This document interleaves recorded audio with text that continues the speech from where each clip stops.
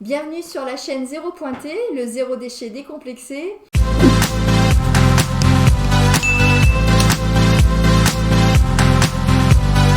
Alors, on va parler cosmétiques et produits d'hygiène et contrairement à ce que vous pensez, tout le monde est concerné, hommes, femmes, enfants, Oui, tout le monde se lave a priori. tout le monde, a priori. Mais dis donc, les gars, vous aussi vous êtes concernés par une salle de bain zéro déchet? Coquin va. Donc aujourd'hui dans cet épisode, on va vous expliquer comment faire pour réduire vos déchets dans votre salle de bain.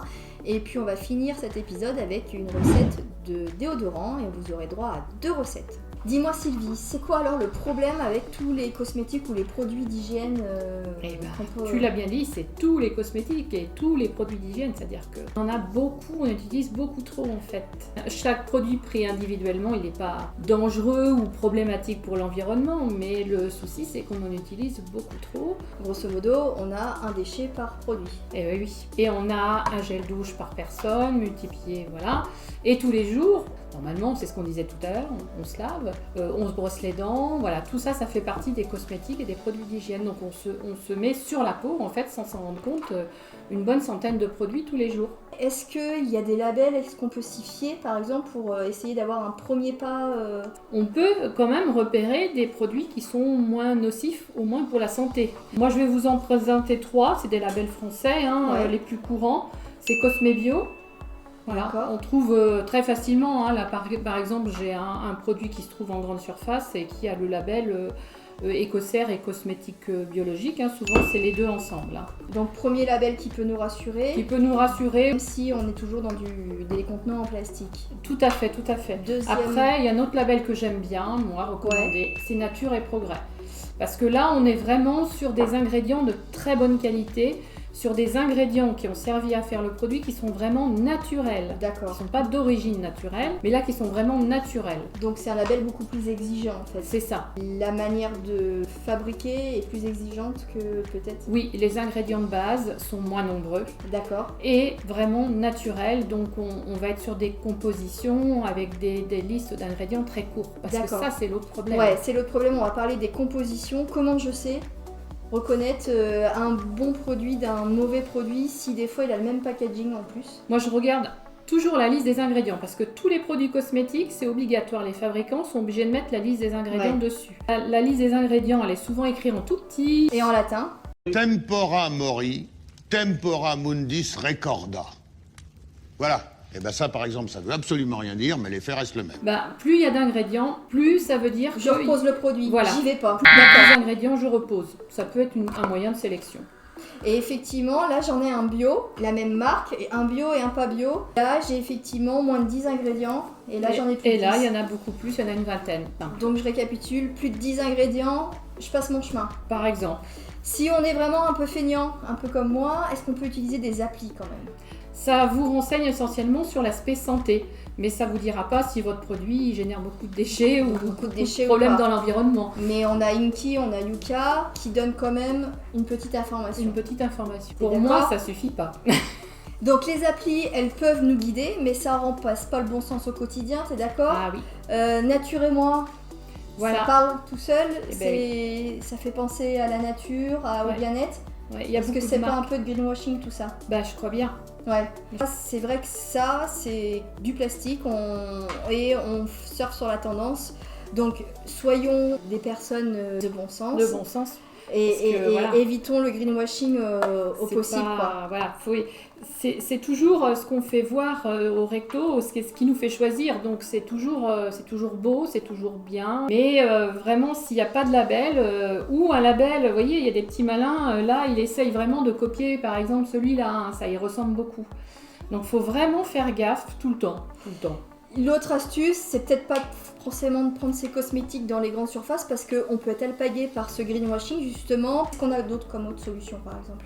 On peut trouver des produits dans plein d'autres endroits, dans des magasins spécialisés ou via des sites internet spécialisés sur les marques. Voilà. Autour de chez Ouais. nous, on peut trouver Alors, localement souvent plein oui. de savons. Un bon savon, ça peut remplacer le shampoing, ça peut remplacer le gel douche, ça peut remplacer plein de choses pour se nettoyer le visage, pour se démaquiller, pour se raser. peut quand même faire 5 ou 6 bidons en moins avec un savon. Mais il faut trouver un bon savon. Et un bon savon, c'est un savon comme le reste, qui a peu d'ingrédients. Donc Sylvie, l'autre manière aussi de diminuer ses déchets dans sa salle de bain, c'est d'essayer de faire ses produits cosmétiques par soi-même. Moi, je suis adepte des recettes ultra simples. Ouais, avec peu d'ingrédients, avec quand même le bémol des produits faits maison. Je parle notamment des dentifrices maison où on conseille ou pas le fait de l'absence de fluor. Il faut être vigilant, il faut faire preuve de bon sens, quoi. Mesdames et messieurs, vous attendiez, vous en rêviez, et maintenant place au tuto. Set de déodorant maison, un bain-marie, un petit fouet, un contenant en verre et 4 ingrédients, donc c'est ultra simple. Alors, c'est lesquels? Alors ici tu as du bicarbonate, ça permet d'absorber les odeurs. Ici tu as de l'huile de coco, c'est antiseptique, ça évite la prolifération bactérienne. Ici tu as de l'argile, ça a des propriétés absorbantes, c'est de l'argile blanche. Ici de la cire d'abeille, ça permet d'agglomérer le tout. D'accord. Donc on va faire fondre d'abord ce qui doit être fondu, donc l'huile de coco et la cire d'abeille. Donc on met tout ça dans le bain-marie. Alors là, c'est un bain-marie électrique, hein, mais chez vous, si vous n'avez pas ça, c'est pas grave. Hein, c'est une casserole d'eau avec une autre dedans, voilà, ça suffit. Donc là, c'est fondu. Ouais, donc une fois que votre mélange est fondu, vous glissez ça dans votre contenant en verre. Et puis vous allez incorporer maintenant les poudres, tout simplement. Donc là, on est sur le bicarbonate.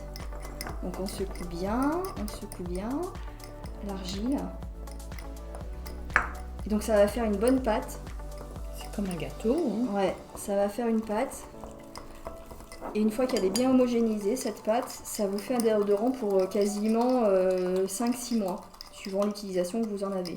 Mais voilà, vous avez bien homogénéisé, vous laissez bien refroidir, et puis vous appliquez ça avec votre main, une petite spatule en bois si vous n'avez pas envie. Ouais. Je vois que tu as des petites t'en mets spatules. combien à peu près?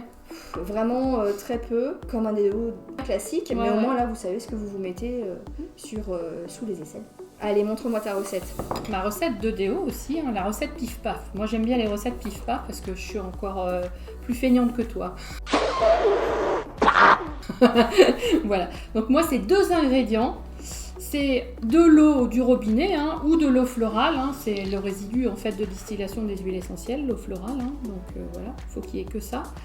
Donc ça donne juste, là c'est de la lavande, ça donne une petite odeur. Moi c'est très simple, je mets un tout petit peu d'eau florale dans le creux de la main, un tout petit peu de bicarbonate. Alors le bicarbonate qui est très très fin, donc souvent on le trouve plutôt en pharmacie. Bicarbonate voilà. Aux applications cosmétiques. Voilà, donc ça fait ça, une petite pâte. Et ça, alors, tu t'appliques ça sur les directement. Voilà, je fais directement le matin comme ça. Voilà, c'est rapide et puis ça tient la journée, il n'y a pas de souci. Et le bicarbonate, ça gratouille pas. Hein. Si c'est du fin, ça va très bien. Hein. Il y a certaines peaux qui peuvent un peu rougir, il y en a qui n'aiment pas, mais la plupart du temps... Oui. Faut pas en mettre trop parce que le bicarbonate, c'est vraiment c'est efficace en petite quantité. Hein. Donc voilà, on vous a fait nos 2 recettes de déodorant maison. On a été heureuse de vous accueillir sur cet épisode Ma salle de bain zéro déchet sur la chaîne Zéro Pointé, le zéro déchet décomplexé. Je te laisse le mot de la fin, le meilleur déchet. C'est celui qu'on ne produit pas. À bientôt. À bientôt.